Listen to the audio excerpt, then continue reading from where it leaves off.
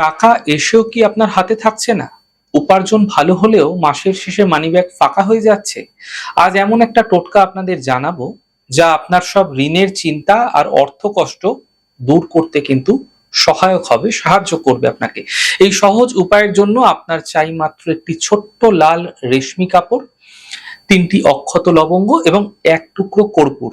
যেকোনো শুক্রবার বা যেকোনো মঙ্গলবার দিন সন্ধ্যা অথবা রাত্রেবেলা এই প্রক্রিয়া আপনাকে শুরু করতে হবে।